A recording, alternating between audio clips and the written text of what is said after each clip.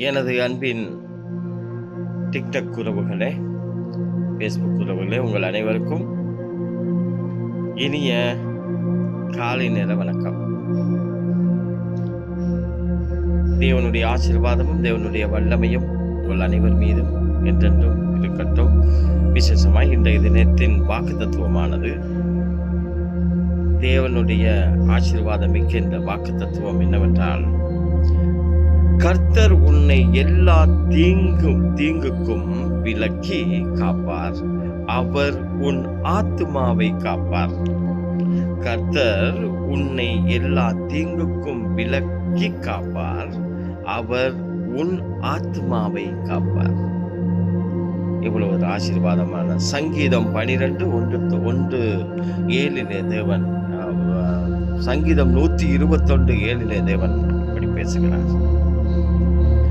பலத்தினாலும், இன்னொரு சங்கீதம், பலத்தினாலும் அல்ல, பராக்கிரமத்தினாலும் அல்ல, என்னுடைய ஆவியினாலே ஆகும்.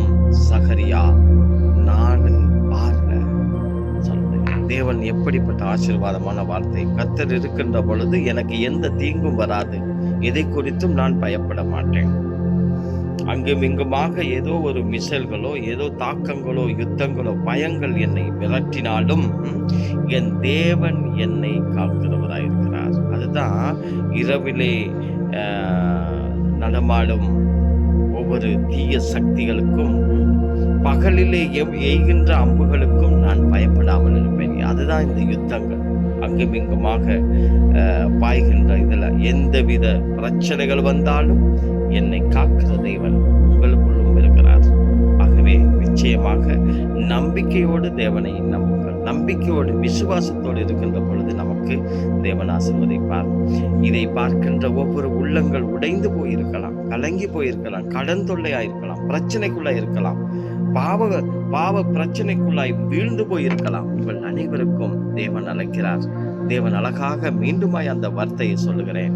கர்த்தர் உன்னை எல்லா தீங்குக்கும் விலக்கி காப்பார், அவர் உன் ஆத்துமாவை காப்பார். அப்படியாக இருக்கின்ற பொழுது நாம் ஏன் பயப்பட வேண்டும்? தயவு செய்து இந்த வாக்கு தத்துவங்களை மற்றவர்களுக்கும் பகிருங்க.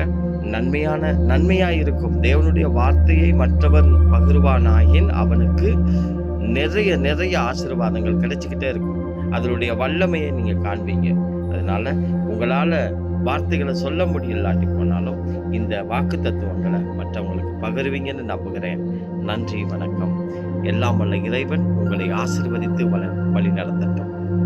மரியே வாழ்க. God bless you.